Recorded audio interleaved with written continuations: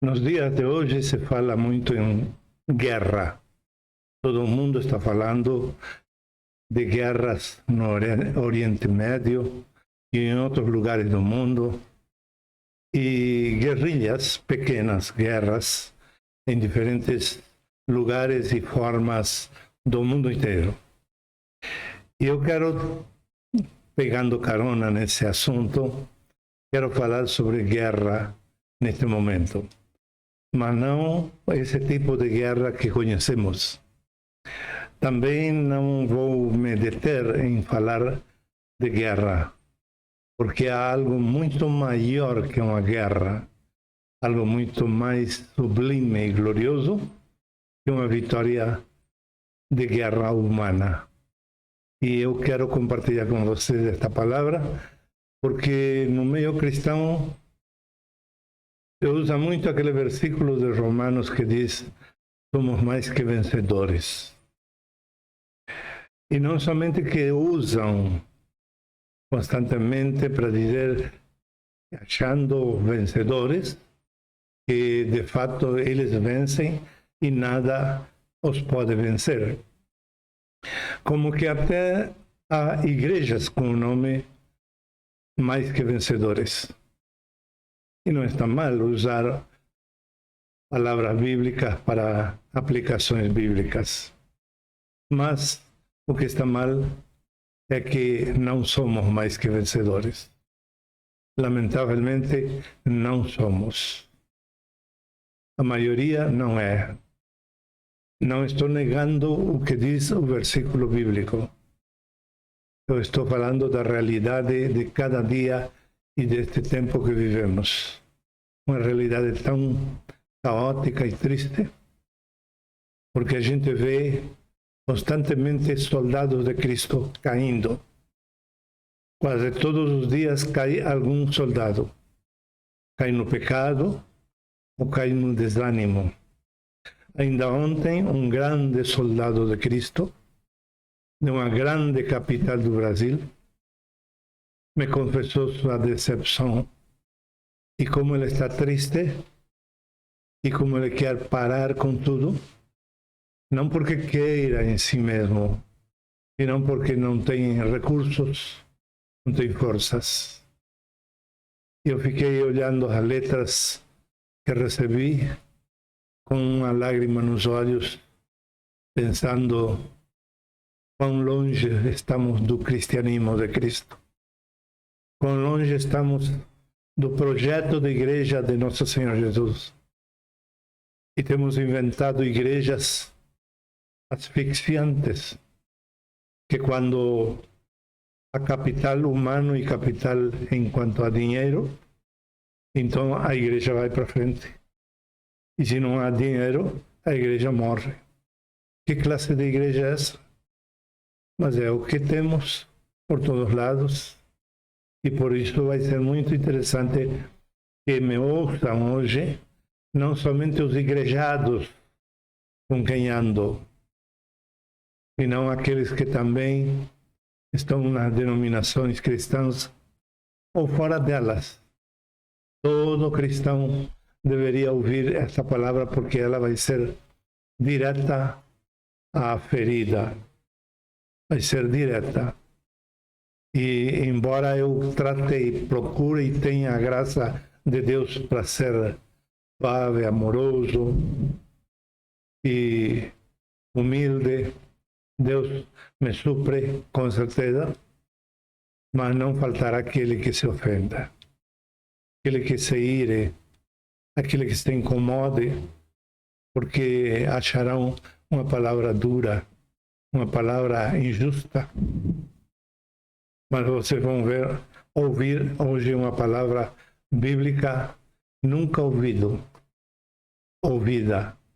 Mas hoje sim, vocês vão ouvir e vão poder refletir em suas casas em silêncio por esta palavra. E oxalá vocês tenham a gravação e voltem a ouvir-me várias vezes, porque é imperdível esta meditação de hoje. Eu sou perdível, porque não sou perfeito, nem sequer em uma de minhas profissões antigas, que foi a oratória nas rádios e na televisão. Nem sequer nisso eu sou perfeito. Tenho descaído muito e não estou em condições de ser um exemplo na oratória e na pregação da palavra de Deus. Mas de qualquer maneira, estou procurando emitir uma palavra correta, verdadeira e fiel. Escutou o que eu disse? A última palavra fiel. Guarde a palavra fiel. Porque aí está o segredo. Porque não somos vencedores. Muito menos mais que vencedores. Porque não somos fiéis. Todo o segredo está aí. Por isso que esta meditação vai ser revolucionária para você. Porque é resumida numa só palavra. E se essa única palavra não mexe com você, para mudar de vida logo, então não precisamos mais pregar a você. Não precisamos, porque você já apostatou e decidiu seguir errado.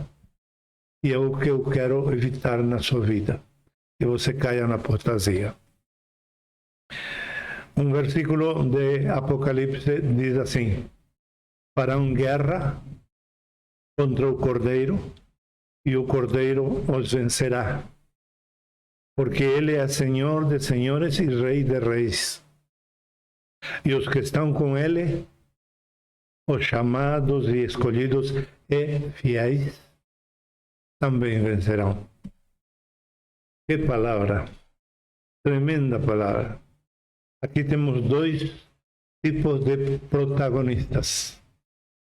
O Senhor de senhores e Rei de reis, que é o vencedor, e os que estão com ele, que também são vencedores, podem vencer. Tem tudo para vencer, aquele que estiver com o Senhor. E fala no princípio do versículo: farão guerra. De fato, farão guerra. Estão fazendo guerra. E vão continuar fazendo guerra. A guerra Rússia-Ucrânia não tem nada a ver. Não é nem guerra diante desta guerra bíblica que eu vou mencionar em seguida.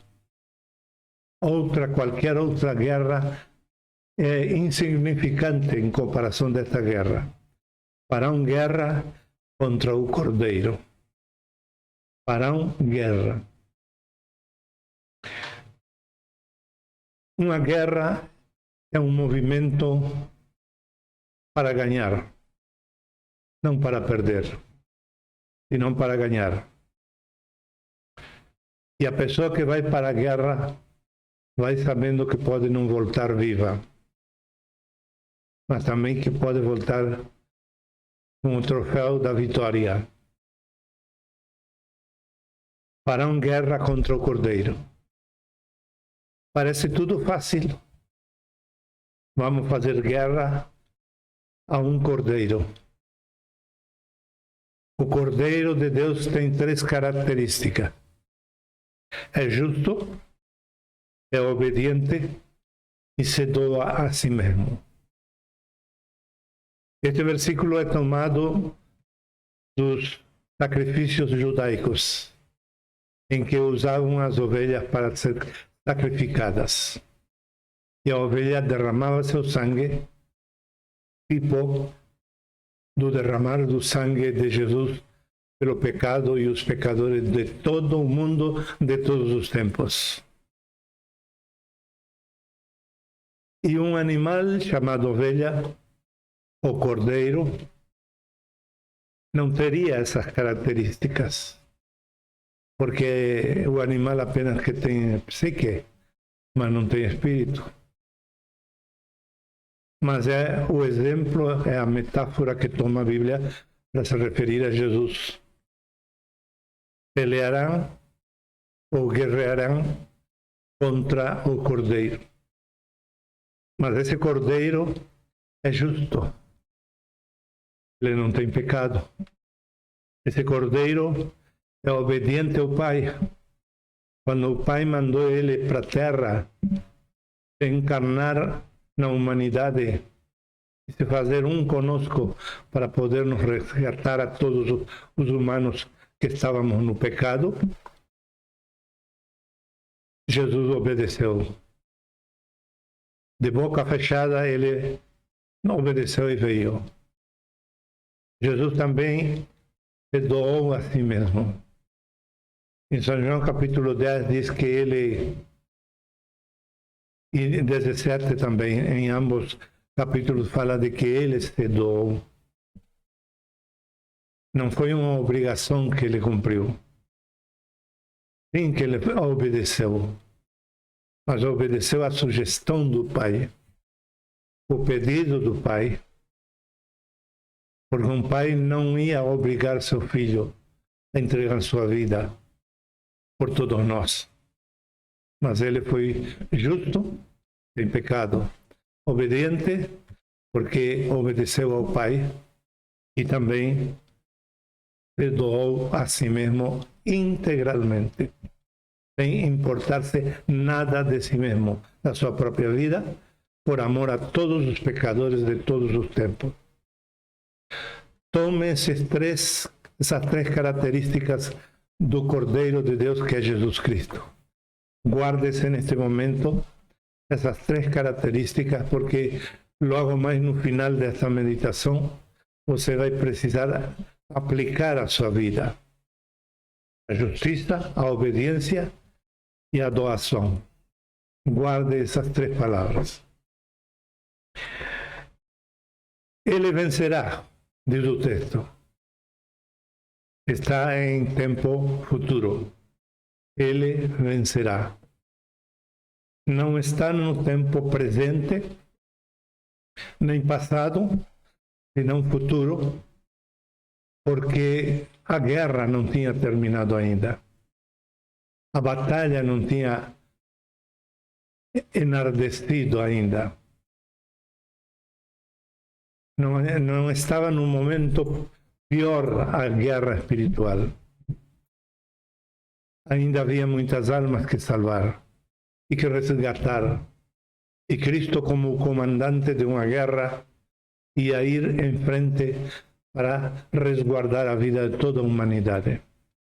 E principalmente daqueles que crescem nele. Portanto, a palavra vencerá está em futuro por essa razão. Mas também tem uma conotação interessante. Que vencer não é a mesma coisa que triunfar ou conquistar.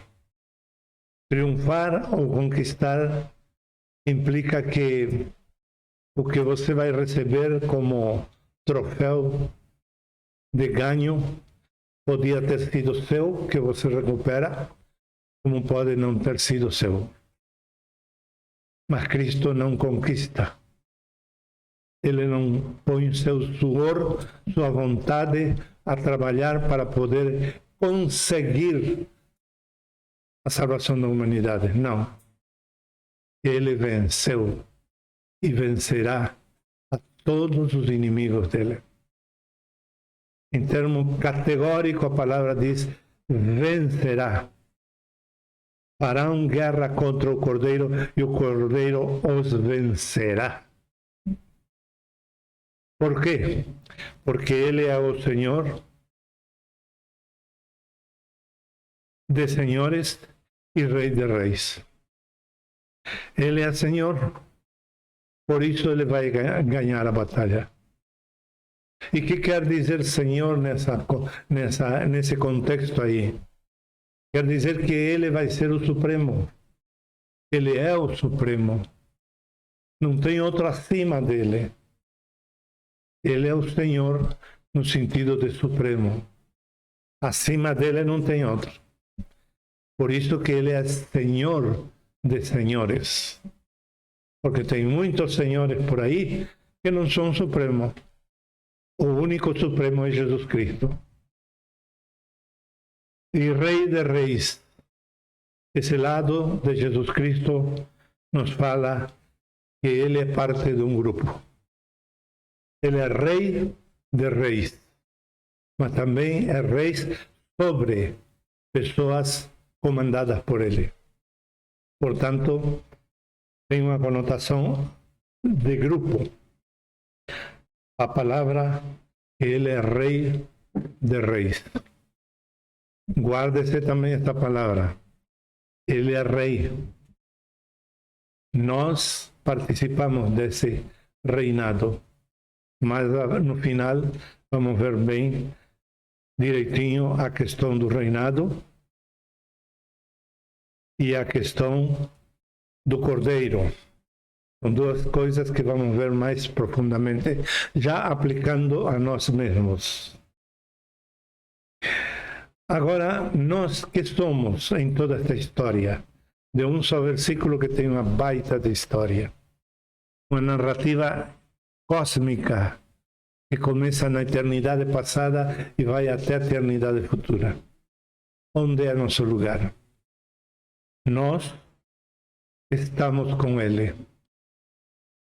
Estamos com Ele. Estar com Jesus é muito mais que andar com Jesus. Andar com Jesus você necessita da mão de Jesus. Você necessita de uma força extra, que é a força de nosso Senhor.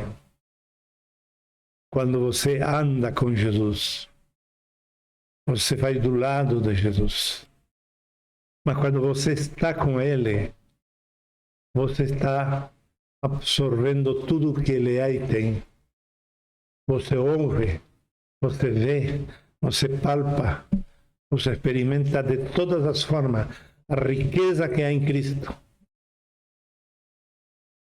Portanto, os que estão com Cristo são chamados, são escolhidos e são fiéis. Para que nos chamou o Senhor? Para quê? Para sermos ricos, prósperos? Não. Para não adoecer mais? Também não. Para termos paz no mundo? Também não. Para termos segurança no mundo? Também não. Então, para que Ele nos chamou? Ele nos chamou para dar alguns presentes e nos deixar bonitinhos diante da sociedade? Também não. Ele nos chamou para dar alguns dons e nos fazer grandes, importantes, transcendentes, relevantes no meio da sociedade? Não. Ele não nos chamou para isso. Tem muita gente ensinando que Ele chamou para dar-lhe um dom e fazer-lhe grande. Isso é mentira. Não está na Bíblia. Ele nos chamou para sermos soldados de Cristo. Porque Cristo está numa guerra campal, cósmica, desde sua encarnação e muito antes também, desde a eternidade passada, quando a Trindade decidiu criar o homem à sua semelhança e a imagem, e também mandar ao Filho de Deus a morrer pela humanidade e também nos legitimar filhos aos que cremos nele para sermos parte da família de Deus, ainda que tudo isso foi feito na eternidade passada e parece que tudo foi limpinho, tranquilo, tudo foi numa boa, eles conversaram, combinaram, eles eram supremos, os três, podiam fazer e desfazer o que queriam, eles não tiveram nenhum problema, aparentemente, e não tiveram mesmo. Mas o certo é que eles combinaram de chamar pessoas, escolher pessoas para um propósito muito além de tudo que eu mencionei, possibilidades, muito além. Ele queria soldados. Se você vai ao livro de Malaquias, capítulo 2, versículo 15, isso prova que ele quis uma geração de filhos dele, todos criados e gerados pelos homens, imagem e semelhança de Deus. Para quê? Para ganhar a batalha cósmica de Cristo sobre Satanás. Portanto, fomos chamados para sermos soldados, tanto homens como mulheres. Mas os soldados nem todos são fiéis, nem todos são corajosos, nem todos são obedientes, nem todos cumprem horários e fazem as coisas certas. Eu que fiz o serviço militar, estou praticamente desenhando o que eu vi. Tem soldados de todo tipo. Tem alguns que apenas o chefe chama, já tem que mandar para o calabouço. Por quê? Porque responde mal ao chefe, porque desobedece, porque vai embora ouvindo o chefe, das costas para o chefe. Ele nos chamou para ser soldados. Mas que classe de soldados? Tínhamos que ser soldados de primeira, em moral, em vida, em exemplo, em trabalho, em atitude, em dedicação, em energia, em tudo. Devíamos ser soldados totalmente entregues para a batalha com Cristo. Mas Deus passa a revista e percebe que tem soldados que não podem ir para a frente da batalha, porque são ruins. Apenas foram salvos e ficam de braços cruzados a vida inteira. São salvos. Eu já não me preocupo mais nada, porque eu já fui salvo. Já com isso chega. Já tenho assegurado o céu. Então aí vem o processo de escolha. Deus tem que escolher quem são os valentes, consagrados e que realmente estão dispostos a pelejar por Cristo. Então ele faz uma seleção, nos escolhe, e quando nós somos escolhidos, nós adotamos uma vida de soldado de alto risco, sabendo que temos que pagar o preço de ser soldado. A salvação era grátis, mas o ser soldado requer pagar um preço. Então eu sou escolhido porque Deus conhece meu coração e sabe que eu estou disposto a pagar o preço. Quando a gente faz o serviço militar, a gente tem que ser obediente em tudo. Em tudo e em todo momento. Quando o chefe vê esse comportamento em nós, eles nos escolhem para algumas coisas mais importantes. Eu fui um escolhido no exército que era considerado nível cabo, que é o primeiro grau dos militares na Argentina. Por quê?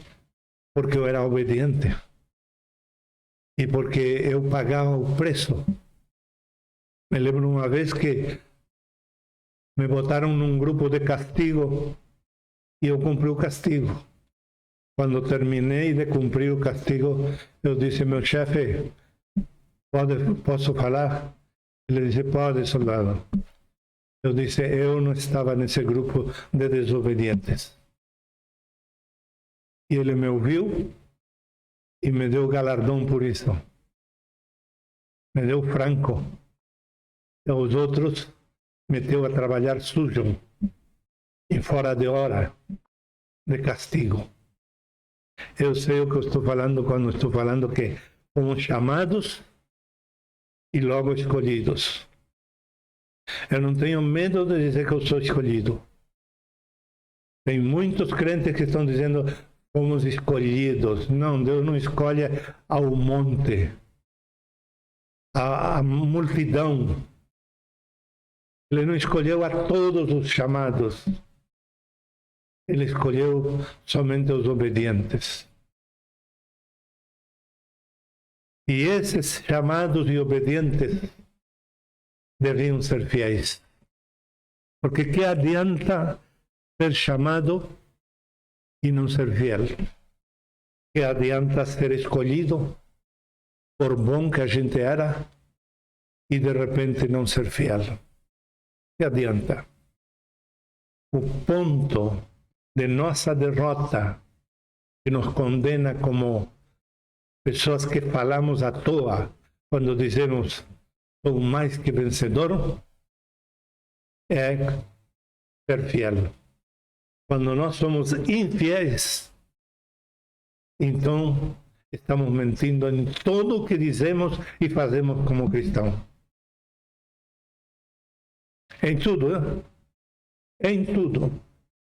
Porque Deus não vai dizer, bom, nisto você ganhou o céu e nisto outro você ganhou o inferno. Não tem como. É tudo ou nada. E quando vem o momento da avaliação, se fomos fiéis realmente, é aí quando entramos para o reino de Deus. Senão, ficamos apenas salvos. A Bíblia não explica, não dá detalhes onde vão parar os salvos que não vão reinar com Cristo. Talvez seja a maioria, mas talvez não. Eu creio que não serão a maioria que vão ficar separados e como disciplinados pela eternidade por não ter sido fiéis. Eu creio que não são maioria. Porque se a Bíblia sim mostra uma gradualidade de recompensa, então quer dizer que aos que só foram salvos e cruzaram os braços e não fizeram nada pela obra de Deus, ainda talvez lhes toque uma recompensa de primeiro grau. É um mínimo. Mas a recompensa maior é reinar com Cristo no milênio e na eternidade. Por isso que tem muita gente falando somos mais que vencedores e está mentindo. E chegando neste ponto, você vai entender o porquê desta meditação. Porque até agora vim fazendo uma narrativa. Mas agora vou revelar por que esta narrativa. Esta narrativa com o título Quem são os fiéis? E a minha ênfase quando falei que guarde essa palavra fiéis, porque você podia ser salvo e não ser fiel, e estaria mentindo se diz que é mais que vencedor. Também falei do Cordeiro, que o Cordeiro, que é que Jesus Cristo é justo, obediente e se doa. E é o modelo que ele estabeleceu na Bíblia para nós como Cordeiros de Cristo, como ovelhas do Senhor. Temos que ser justos, obedientes e saber nos doar. Justos nunca poderemos ser. Então, o que fez Jesus por nós? Nos justificou pela graça. Nos justificou totalmente. Pecados passados, presente e futuro, já está tudo justificado por Cristo. E não quer dizer que agora vamos pecar à vontade. Não. Porque também existem as disciplinas em vida e as disciplinas na eternidade. Também. Então, para escapar de todas essas disciplinas, essas dores futuras, o presente, nós não podemos relaxar a vida espiritual e dizer, não, total, eu sou salvo Portanto, eu fui justificado, então eu posso pecar à vontade, ou pelo menos pecar inconscientemente, Deus vai me perdoar. Não, pecado é pecado. Mas então, Ele nos justificou. A obediência, Ele não carrega no nosso lugar. Ele foi obediente para ser o exemplo. Agora, cada um de nós tem que ser obediente. Eu não vou ter recompensa porque meus pais são obedientes. Eles são obedientes em congregar. Eles são obedientes em dar testemunho do Evangelho. Eles são obedientes em viver a vida cristã corretamente. Então, isso me salva. Não, não me salva, não. Porque eu individualmente tenho que ser obediente. E por último, eu também tenho que saber me doar. Doar de verdade. Tudo por Cristo, nada por mim. Tudo por Cristo, nada por mim. Nada para mim. Então, aí estou na sintonia da vontade de Deus.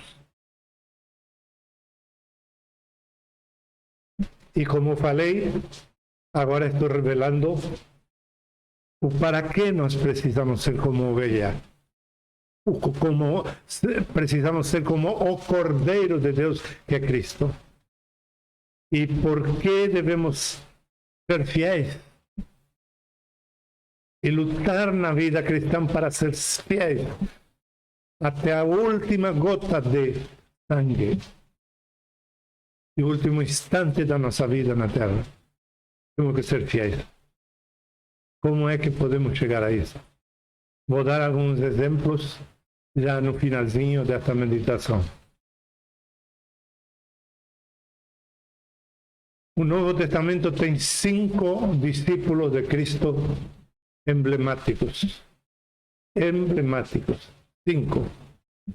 Católicos pegaram um só e fizeram quase um Deus esse único. Mas são 5, incluído o católico. São 5 discípulos de Cristo, os emblemas de algo importante desenhado no Novo Testamento, na Bíblia. Judas Iscariote é o emblema da traição, da morte e do pecado. Pedro, o tomado pelos católicos como quase Deus, é emblema do mau caráter de todos os humanos. Mas como ele conseguiu entregar seu caráter aos pés de Cristo, se humilhar diante do Senhor e adotar, recebendo de Deus vida, uma nova vida, uma vida diferente. Tiago, emblema de um crente que dorme, que está com os braços cruzados, mas que de repente acorda e segue fielmente a Cristo. Tomás, emblema dos crentes que duvidam, e é o que mais tem hoje em dia. E Paulo não era diretamente um discípulo de Cristo, mas ele disse que ele imitava Cristo, assim que era discípulo de Cristo. Paulo, emblema de uma obediência absoluta. Veja, meu querido, minha querida irmã, Tomás, eu disse, é o que mais tem hoje em dia. As igrejas estão cheias de crentes, descrentes, que duvidam do pastor, duvidam da Bíblia, duvidam da teologia, duvidam dos irmãos, duvidam do Espírito Santo, duvidam de Jesus, duvidam do Pai, mas creem piamente num político. Sacanagem, dizem os brasileiros. num político, eles dão a vida por esse político. Dão a vida por esse político, com todo respeito. Mas é o caminho de Tomás. Sim, mas eu não vi Cristo na cruz. Eu não vi os buracos na mão de Cristo. Eu não vi o meu pastor se sacrificar por mim. Eu não vi ainda a igreja sem pecado. Todas as igrejas estão cheias de pecado que agora vão me ensinar a quem votar, por quem votar, e vão dizer que eu estou errado, que eu sou fanático e militante de um político podre. E ele tem o seu podre. Típico Tomás. Eu quero ver. Me mostra que teu candidato não é ladrão. Me mostra que teu candidato não é mentiroso. Como o meu. Que triste situação. E qual é o segredo? Não são fiéis. Não foram fiéis, nem são fiéis. Estão negando a Cristo. Estão apostatando de Cristo e da palavra de Deus. Livremente. Conscientemente. Eles sabem que estão mal como nunca antes na sua vida cristã. Mas eles não vão trair ao homem. Eles não vão trair a sua militância política, não. Porque o ódio é muito grande contra o outro. E os outros. A situação desses crentes Tomás hoje é de extrema pobreza espiritual, de extremo risco e de extremo final. Um final catastrófico espera a esses crentes e maioria de pastores de hoje que estão fazendo militância pelo homem e negando a Cristo. Vários pastores já se comunicaram comigo para dizer: não quero mais fazer igreja. Não quero mais ter igreja. Quero fechar o templo. Não quero fazer mais nada. Outros convenções não quer contratar novos pastores, não. Não, porque não vai, o pessoal não vai, não congrega, não tem mais dízimo, não tem mais oferta. O povo está dizimado, diminuído. Há mau exemplo, sim, dos próprios pastores. Adultério, suicídio, homicídio, não são fiéis. Está proibido a quem não é fiel dizer: sou mais que vencedor. E eu vou dizer como pastor, e depois de me ouvir, você ainda sigue dizendo: sou mais que vencedor, sabendo que você se enquadra no Tomás, no infiel, o seu último pecado vai ser mais grave que todos. Vai ser um pecado terrível, totalmente consciente. Será como está em Hebreus, crucificar de novo a nosso Senhor Jesus Cristo.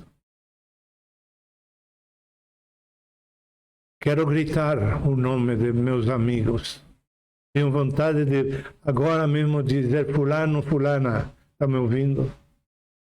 Porque eu sei que estou falando de parte de Deus. se tudo que você ouviu não leva você a fugir dessa militância política pela qual você está dando a vida de uma ou outra maneira, então seu final será demasiadamente triste. E talvez eu não tenha mais nada que fazer por você. Eu quisera, mesmo que tarde, que você me chame e diga: olha, aquilo me tocou, me quebrantou, eu quero que você me ajude a sair disso. Eu te ajudo. Nossa equipe, verdade, Camilo, pode ajudar. Podemos ajudar, mas tomando a sério a necessidade e o pedido de socorro. Não que queira uma audiência comigo para vir a discutir, porque eu não vou discutir, mas vão me fazer perder o tempo. E eu não estou para isso. Você quer mudar? Peça uma audiência. Marcamos um horário e eu te ajudo. E o Senhor te ajuda de todo o coração. Porque Ele não quer que ninguém se perca. Ele quer que todos sejam salvos e venham ao conhecimento da verdade. E eu sou um dos muitos ou poucos que se animam a falar a verdade nos últimos tempos. Aproveite esta palavra de hoje.